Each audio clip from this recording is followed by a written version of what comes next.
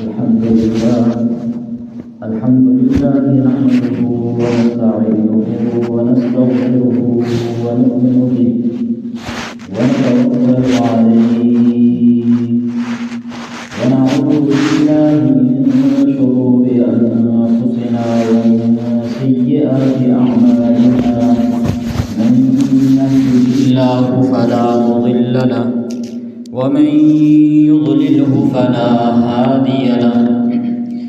ونشهد أن لا إله إلا الله وحده لا شريك له ونشهد أن سيدنا ومولانا محمدا عبده ورسوله أما بعد فأعوذ بالله من الشيطان الرجيم بسم الله الرحمن الرحيم ومن أراد الآخرة وسعى لها سعيها وهو مؤمن فأولئك كان سعيهم مشكورا وقال النبي صلى الله عليه وسلم اللهم بارك لنا في رجب وشعبان وبلغنا رمضان صدق الله العظيم وصدق رسوله النبي الكريم ونحن على ذلك لمن الشاهدين والشاكرين والحمد لله رب العالمين. میرے انتہائی واجب الاحترام قابل عزت تکریم معزز سامعین،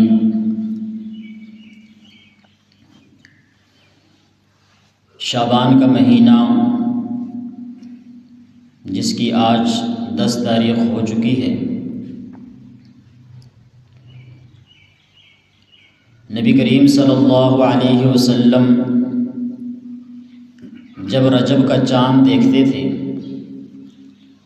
تو یہ دعا کیا کرتے تھے اللہم بارک لنا فی رجب و شعبان، کہ یا اللہ ہمارے لیے رجب اور شعبان کے مہینے کو بابرکت بنا، وبلغنا رمضان، اور ہمیں رمضان تک پہنچا دے۔ ہم میں سے کتنے لوگ ایسے ہیں جو ہمارے ساتھ اٹھتے بیٹھتے تھے، ہمارے درمیان موجود تھے، لیکن یہ آنے والے رمضان سے پہلے وہ گزر گئے۔ تو اسی لیے دعا کرنی چاہیے اللہ تعالیٰ سے کہ یا اللہ ان مہینوں کو جو 2 پہلے ہیں رجب اور شعبان، ان کو بابرکت بنا،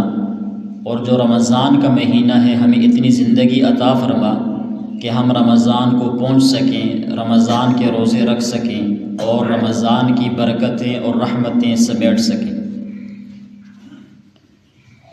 آپ علیہ السلام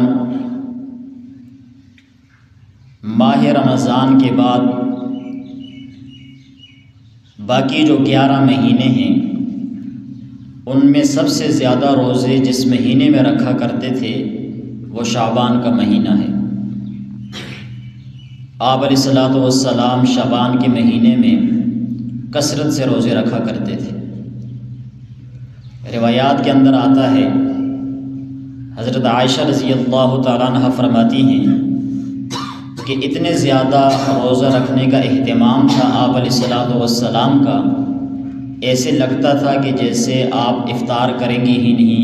روزہ آپ رکھنا نہیں چھوڑیں گے، اتنا آپ رمضان سے پہلے شعبان کے اندر روزے کا اہتمام کرتے تھے۔ اور شعبان کے اندر روزہ رکھنے کی ایک حکمت یہ بھی بتائی جاتی ہے کہ رمضان جو شعبان کے بعد آنے والا ہے، تو شعبان میں جب آدمی روزہ رکھے گا تو اس کی ایک ایکسرسائز ہو جائے گی رمضان کے لیے۔ رمضان کے اندر ابتدا میں اس کو کوئی مشکلات نہیں ہوگی روزہ رکھنے میں، اگر شعبان کے اندر آدمی کچھ روزے رکھ لے۔ شعبان کے حوالے سے شب برات ہے اس کے اندر، اور اس کے جو فضیلتیں ہیں، جو اس کے متعلق احادیث ہیں، تو اس میں یہ بات یاد رکھنی چاہیے کہ قرآن مجید کے اندر شب برات کا ذکر نہیں ہے۔ قرآن مجید میں لیلۃ القدر کا تو ذکر ہے، سورہ دخان بالکل ابتدائی آیات کے اندر انا انزلناہ فی لیلۃ مبارکہ انا کنا منذرین، کہ ہم نے قرآن مجید کو بابرکت رات میں نازل کیا۔ تو یہ بابرکت رات کون سی تھی؟ تو اس کی تفسیر 30ویں پارے کے اندر سورہ قدر کے اندر آتی ہے کہ انا انزلناہ فی لیلۃ القدر، کہ قرآن مجید کو اللہ تعالیٰ فرماتے ہیں کہ ہم نے لیلۃ القدر میں نازل کیا، اور ہم سب کو پتہ ہے کہ لیلۃ القدر رمضان کا جو آخری عشرہ ہے، اس رمضان کے آخری عشرے کی جو طاق راتیں ہیں 21، 23، 25، 27، 29، ان راتوں میں سے کوئی ایک رات لیلۃ القدر ہے۔ تو اسی لیے قرآن مجید میں تو یہ 15 شعبان کی جو رات ہے، شب برات جس کو کہتے ہیں، اس کا ذکر تو نہیں ہے، البتہ احادیث کے اندر شب برات کا ذکر ملتا ہے۔ کل احادیث جن میں شب برات کا ذکر موجود ہے وہ 10 احادیث ہیں، اور یہ 10 کی 10 احادیث جو ہیں وہ ضعیف ہیں، ان کے اوپر محدثین نے کلام کیا ہے۔ کسی نہ کسی روایت میں کوئی مسئلہ تھا جس کی وجہ سے حکم یہ لگا دیا کہ یہ احادیث ضعیف ہیں، لیکن یہ اصول ہے محدثین کا، علماء کا، فقہاء کا، کہ جو ضعیف احادیث ہوتی ہیں تو اعمال کے اندر وہ چل جاتی ہیں، لیکن ان احادیث سے کوئی حکم نہیں ثابت ہو سکتا، یہ اصول ہے۔ تو اسی لیے صحابہ اکرام، تابعین، تبع تابعین، سلف صالحین شب برات کے اندر عبادت بھی کرتے تھے،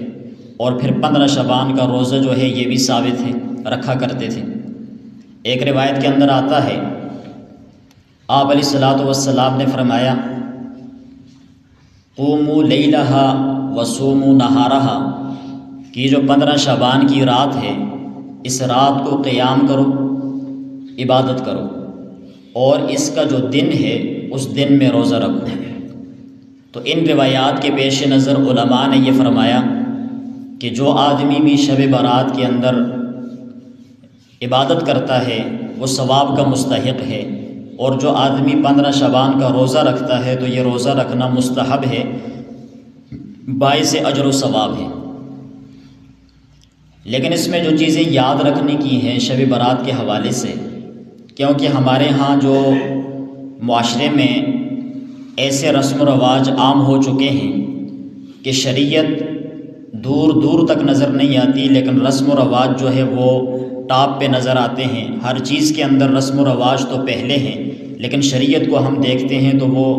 کہیں اکا دکا کوئی مسئلہ نظر آ گیا تو آ گیا، ورنہ تمام تر چیزیں جو ہیں وہ بدعات اور رسومات کے اندر چلی جاتی ہیں۔ تو پہلے بھی تقریباً 2 جمعے پہلے اس پر بات کی تھی کہ شریعت نام ہے اتباع سنت کا، شریعت من چاہی زندگی کا نام نہیں ہے۔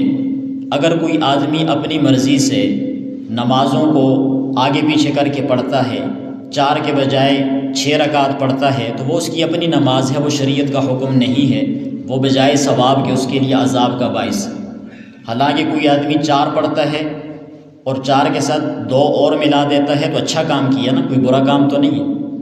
نماز ہی تو پڑھی ہے۔ لیکن شریعت کا حکم یہ تھا کہ 4 ہی پڑھنی ہے ظہر کی، یا جمعے میں 2 ہیں تو 2 ہی پڑھنی ہے۔ اب کوئی جمعے کو 2 کے بجائے 4 پڑھے گا تو اس کی تو 2 بھی نہیں ہوگی، جو جمعے کی 2 رکعت اس کے اوپر لازم تھی اس کی وہ 2 بھی گئی، وہ بھی ختم۔ تو بتانے کا مقصد یہ ہے کہ شریعت نام ہے اتباع سنت کا، اطاعت رسول صلی اللہ علیہ وسلم کا۔ اگر اپنی طرف سے ہم چیزوں کو پیدا کریں گے اور بدعات کے اندر چلے جائیں گے تو شریعت ہماری باقی نہیں رہے گی۔ تو اس کے اندر وہ چیزیں کہ جو رسم و رواج بن چکی ہیں ان کا خاتمہ بھی ضروری ہے، اور ہر انسان اپنے سے شروع کرے کہ وہ چیزیں نہیں ہونی چاہیے۔ پہلی چیز حدیث کے اندر آتا ہے کہ آپ علیہ الصلوۃ والسلام، حضرت عائشہ رضی اللہ تعالیٰ عنہ فرماتی ہیں رات کو میں اٹھی، میں نے دیکھا کہ آپ بستر پر موجود نہیں ہیں، میں نے آپ کو گم پایا کہ آپ کہاں چلے گئے، میں آپ کے پیچھے پیچھے گئی، دیکھا تو آپ جنت البقیع قبرستان میں موجود تھے۔ تو آپ علیہ الصلوۃ والسلام نے فرمایا، اے عائشہ، کیا آپ یہ سمجھتی ہو کہ میں ناانصافی کروں گا کہ باری آپ کی ہے تو کیا میں کسی اور زوجہ کے پاس یا کسی اور بیوی کے پاس چلا گیا؟ آپ کے خیال میں یہ تھا؟ تو پھر آپ نے فرمایا کہ آج کی رات شب برات کی رات ہے، اور آپ نے وہاں قبرستان کے اندر دعا کی۔ اب یہ آپ علیہ الصلوۃ والسلام سے یہ ثبوت ملتا ہے کہ آپ نے قبرستان میں جا کر دعا کی 15 شعبان کی رات کو، لیکن یہ 23 سالہ زندگی کے اندر ایک مرتبہ کا واقعہ ہے۔ تو اسی لیے علماء فرماتے ہیں مسئلہ یہ ہے کہ اگر کوئی آدمی شب برات میں یعنی 15 شعبان کی رات، یہ جو منگل آنے والا ہے، یہ منگل جب گزرے گا تو طلوع جب غروب ہوگا سورج تو یہ رات شروع ہو جائے گی، یہی شب برات ہے، منگل آنے والا ہے، یہی 15 شعبان ہے۔ تو اب کوئی آدمی رات کو جائے قبرستان میں اور اس کی غرض یہ ہو کہ وہاں ایصال ثواب کرے اور وہاں پر وہ جا کر عبرت حاصل کرے اور اس کو آخرت کی یاد تازہ ہو جائے، تو وہ اتباع سنت کے اندر ایک مرتبہ جائے تو جا سکتا ہے۔ لیکن وہاں پر جا کر وہ کام کہ جو آپ علیہ الصلوۃ والسلام سے ثابت نہیں ہے، دیے جلانا، چراغاں کرنا، پھول پتیاں قبروں پہ ڈالنا، گلاب کے پھول ڈالنا، یہ تمام تر وہ چیزیں ہیں جو آپ علیہ الصلوۃ والسلام سے ان کا ثبوت نہیں ہے۔ اور پھر بعض لوگ جو گلاب کے پھول ڈالتے ہیں وہ دلیل یہ دیتے ہیں کہ ایک مرتبہ آپ علیہ الصلوۃ والسلام قبرستان کے پاس سے گزرے، وہاں پر جو قبر والے تھے، 2 قبریں ایسی تھیں جن کو عذاب ہو رہا تھا، آپ نے کھجور کی ٹہنی اتاری، اس کو 2 حصوں میں تقسیم کیا، ایک ٹہنی ایک قبر پہ گاڑ دی اور دوسری ٹہنی دوسری قبر پہ گاڑ دی، اور پھر آپ نے فرمایا امید ہے اللہ کی ذات سے کہ جب تک یہ ٹہنیاں تر ہیں تو اللہ تعالیٰ ان دونوں کو عذاب سے محفوظ رکھیں گے۔ اب اس کو دلیل بنا کے لوگ کہتے ہیں کہ پھول ڈالنا اور یہ چیزیں ڈالنا درست ہے۔ پہلی بات تو یہ ہے کہ عرب کے اندر گلاب کا پھول ہے ہی نہیں، اس کی پیداوار ہی نہیں ہے، اور دوسری بات یہ ہے کہ یہ جو آپ علیہ الصلوۃ والسلام کو پتہ چلا تھا کہ ان 2 کو عذاب ہو رہا ہے، یہ تو بذریعہ وحی پتہ چلا تھا، تو آپ کے بعد تو وحی کا سلسلہ ختم ہو گیا کہ کوئی آدمی اس نظریے کے پیش نظر کہ بھائی قبروں پہ وہ ٹہنیاں گاڑ رہا ہے اس لیے کہ آپ صلی اللہ علیہ وسلم نے گاڑی تھی تو کیا ہمیں پتہ ہے کہ اس کو عذاب ہو رہا ہے؟ تو یہ تمام تر چیزیں وہ ہیں کہ جو بدعات کے اندر آتی ہیں، اور پھول ڈالنا اور جا کر رات کو چراغاں کرنا اور یہ چیزیں، اس کا شریعت سے کوئی تعلق نہیں ہے۔ اور پھر یہ تمام کام ثواب کی نیت سے کیے جاتے ہیں۔ یہ بات ذہن میں رکھیے گا کہ شریعت کے اندر جو بدعت کا تصور ہے وہ یہ ہے کہ کوئی بھی کام جو شریعت کا حصہ نہیں ہے اس کو ہم کریں لیکن ثواب سمجھ کے کریں تو وہ بن جاتا ہے بدعت۔ پھر اسی طرح اس رات کے اندر پٹاخے اڑانا اور آتش بازی کرنا، اس کی بھی کئی اعتبار سے ہم دیکھیں تو اس کے اندر برائیاں موجود ہیں۔ پہلی برائی اس کے اندر یہ ہے کہ جو مال و دولت ہے اس کا بے جا استعمال ہے، اور قرآن کے اندر آتا ہے ان المبذرین کانوا اخوان الشیاطین، کہ فضول خرچی کرنے والے یہ شیطان کے بھائی ہیں، مال کا ضیاع ہے۔ دوسرے نمبر پر ایذائے مسلم ہے کہ جب یہ پٹاخے راتوں کو پھٹائے جاتے ہیں اور آتش بازیاں ہوتی ہیں تو جو لوگ گھروں کے اندر موجود ہوتے ہیں، آرام کر رہے ہوتے ہیں، ان کا آرام خراب ہو جاتا ہے، اور ایذائے مسلم جو ہے شریعت کے اندر حرام ہے۔ علماء نے مسئلہ لکھا ہے کہ ایک آدمی یہاں سے عمرے کے لیے گیا اور اب حجر اسود کو بوسہ دینا یہ مسنون ہے، سنت عمل ہے، لیکن اس کے لیے کوئی آدمی دکم پیل کرے، ایک کو دھکا دیا، دوسرے کو دھکا دیا، تیسرے کو دھکا دیا اور جا کے بوسہ لے لیا، تو اس کا یہ مسنون عمل بھی ضائع ہو جائے گا، اس لیے کہ اس مسنون عمل تک پہنچنے کے لیے پیچھے ایک اور گناہ موجود ہے جو کہ مسلمان کو تکلیف دینا ہے۔ اسی طرح علماء نے یہ بھی مسئلہ لکھا ہے، ایک آدمی ہے، اس کے جسم سے بدبو آتی ہے، تعفن ہے، اس کو کوئی بھی بیماری ہو سکتی ہے، پیپ اس کے جسم سے نکل رہی ہے، دانے ہیں اس کے اوپر، جسم سے بدبو آتی ہے، تو علماء نے یہ مسئلہ لکھا ہے کہ وہ آدمی مسجد میں نہ آئے، گھر میں نماز پڑھے، یعنی کہ مسلمانوں کو تکلیف سے بچانے کے لیے یہ باقاعدہ مسئلہ موجود ہے کہ وہ گھر میں نماز پڑھے تاکہ مسلمان ایذا سے اور تکلیف سے محفوظ رہیں۔ تو جہاں پر یہ چیزیں ہوں، پٹاخے اور یہ چیزیں، اس میں بھی تو ظاہر ایذائے مسلم ہے۔ جو بیمار ہیں گھروں کے اندر آرام کر رہے ہیں، بچے ہیں، عورتیں ہیں، تو وہ سب کا آرام جو ہے وہ خراب ہو جاتا ہے۔ تو یہ تمام تر چیزیں یہ نہیں ہونی چاہیے۔ پھر اسی طرح اس رات کے اندر جو ہے وہ حلوے کی ایک رسم ہوتی ہے، کوئی نہ کوئی چیز میٹھی پکا کر تقسیم کر لی جاتی ہے۔ حلوہ کھانا کوئی حرام نہیں ہے، میٹھی چیز پکانا کوئی حرام نہیں ہے، کھا بھی سکتے ہیں، کھلا بھی سکتے ہیں، لیکن اس کے لیے ہم اس نظریے کی بنیاد پر کہ آج کی رات ہم نے یہ کرنا ہے، اور اس پر بہت سے دلائل بیان کیے جاتے ہیں اپنی طرف سے کہ آپ علیہ الصلوۃ والسلام نے غزوہ احد کے اندر جب آپ زخمی ہوئے تو اس کے بعد آپ نے حلوہ پکوایا۔ حضرت حمزہ رضی اللہ تعالیٰ عنہ شہید ہوئے تو آپ نے حلوہ پکوایا۔ حالانکہ اب ذرا تصور کریں تاریخی روایات کو کیسے آگے پیچھے کیا جاتا ہے۔ اب جو غزوہ احد کی تاریخ ہے وہ شوال 2 ہجری ہے، یعنی 2 ہجری تھی اور شوال کا مہینہ تھے کہ غزوہ احد پیش آیا تھا، جبکہ شب برات کا تعلق تو رمضان شعبان کے ساتھ ہے، رمضان سے پہلے ہے، اور شوال کا مہینہ رمضان کے بعد ہے۔ تو وہ شوال کی بات حقیقت میں تو حلوہ بھی نہیں بنایا، لیکن تاریخ بھی تو میچ نہیں کر رہی۔ وہ تاریخ شوال کی ہے جب غزوہ احد ہوا، اور 15 شعبان جو ہے وہ رمضان سے پہلے کا مہینہ ہے۔ تو اس طرح کے دلائل من گڑت پیش کیے جاتے ہیں، تو ان تمام تر چیزوں سے بچنا چاہیے۔ کوئی آدمی کسی کو کھلاتا ہے، کسی کی دعوت کرتا ہے تو جب چاہے کرے، کوئی مسئلہ نہیں، حلوہ بھی پکائے، کھیر بنانی ہے وہ بنائے، بریانی بنانی ہے وہ بنائے، کھلاتا رہے لوگوں کو، بہت بڑا ثواب کا کام ہے۔ لیکن یہ نظریہ بنا کر کہ اس رات کے اندر کھلائیں گے اور کھلانے کا حکم ہے، تو اب اس پر بجائے ثواب کے عذاب ہو جائے گا، یہ گناہ بن جائے گا۔ پھر ایک اصول یہ بھی یاد رکھنا چاہیے کہ شریعت نے جس حکم کو عام رکھا ہے اس کو خاص کرنا یہ بدعت ہے۔ اب ایصال ثواب کے لیے شریعت نے کوئی وقت مقرر نہیں کیا، کسی بھی وقت کچھ پڑھ کے اپنے مردے کو بخشا جا سکتا ہے، اس کی روح کو بخشا جا سکتا ہے، اللہ کے حضور پیش کیا جا سکتا ہے۔ یہ حکم شریعت کا بالکل عام ہے، یہ کسی قانون کا پابند نہیں ہے کہ فلاں وقت میں ہو سکتا ہے فلاں وقت میں نہیں ہو سکتا، یہ ایک اصولی بات ہے۔ تو اب کوئی آدمی یہ کہے کہ فوتگی کے تیسرے دن پہ ایصال ثواب کریں گے تو قبول ہے، یا 40 پہ کریں گے تو قبول ہے، تو یہ شریعت کا وہ حکم جو عام تھا اس کو خاص کر دیا ہم نے تیجے کے ساتھ، 11ویں کے ساتھ، 40ویں کے ساتھ، تو یہ بدعت بن جائے گا۔ اب اس کی الٹی مثال آپ سمجھیں کہ ایک حکم شریعت کا خاص ہے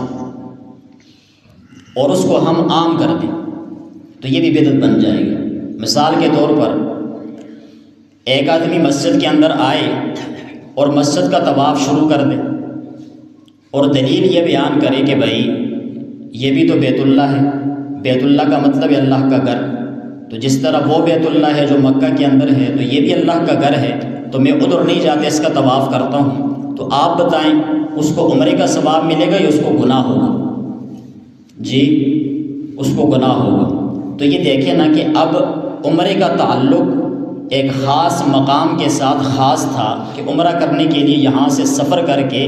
بیت اللہ جائیں گے، مکہ جائیں گے، وہاں بیت اللہ اللہ کا گھر ہے، خانہ کعبہ ہے، اس کے گرد چکر لگائیں گے تو عمرہ پورا ہو جائے گا۔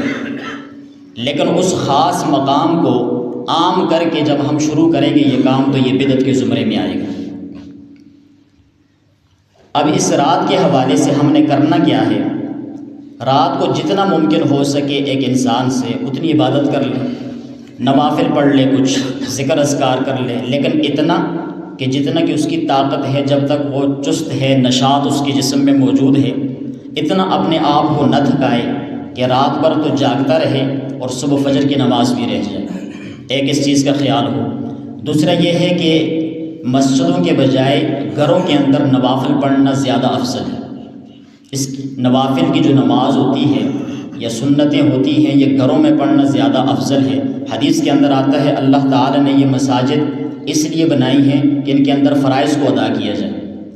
اور دوسرا نوافل میں کوئی جماعت نہیں ہے۔ بعض لوگ جو ہے وہ ایک امام صاحب کھڑے ہو جاتے ہیں اور پیچھے صف بنا کر کھڑے ہوتے ہیں، صلاۃ التسبیح شروع کر دیتے ہیں۔ صلاۃ التسبیح نفل نماز ہے، اور نفل نماز کے اندر جماعت شریعت کے اندر ثابت نہیں ہے، تو اسی لیے اس سے بھی بچنا چاہیے۔ اور پھر گھروں کے اندر ہمیں اس چیز کا خیال رکھنا چاہیے کہ ہم گھروں میں دیکھیں کوشش کرتے ہیں نا کہ ہمارا بیڈ روم الگ ہو، ڈرائنگ روم الگ ہو، ٹیلی ویژن روم بھی بنتے ہیں، ہر قسم کے روم بن رہے ہوتے ہیں، ہر چیز کا ایک ایک کمرہ موجود ہوتا ہے، تو ہم یہ کوشش کریں کہ وہاں پر نماز کا بھی ایک کمرہ موجود ہونا چاہیے۔ اس کا فائدہ کیا ہوتا ہے کہ جب بھی ہم رات کو اٹھیں عبادت کے لیے تو ایک خاص کمرہ جب ہوگا، مصلی بچھا ہوا ہے، سامنے الماری میں قرآن رکھے ہوئے ہیں، تو وہاں پر یہ تصور ذہن میں آئے گا کہ میں اللہ کے گھر میں ہوں، اور پھر نماز پڑھنے کی ایک لذت محسوس ہوگی۔ لیکن اگر کمرہ خاص نہیں ہے، جگہ خاص نہیں ہے، شور شرابہ ہے، افراتفری ہے، تو نماز خراب ہو جاتی ہے۔ اسی لیے گھروں میں کوشش کریں کہ نماز کے لیے کوئی جگہ متعین کریں، خواتین بھی وہاں نماز پڑھیں، مرد بھی جو ہے نوافل پڑھیں، ذکر اذکار کریں، عبادات کریں۔ حدیث کے اندر آتا ہے کہ اپنے گھروں کو قبرستان نہ بنائیں، مطلب نماز کا کچھ حصہ گھر کے لیے بھی رکھا جائے کہ گھروں میں بھی کچھ نماز ادا کی جائے۔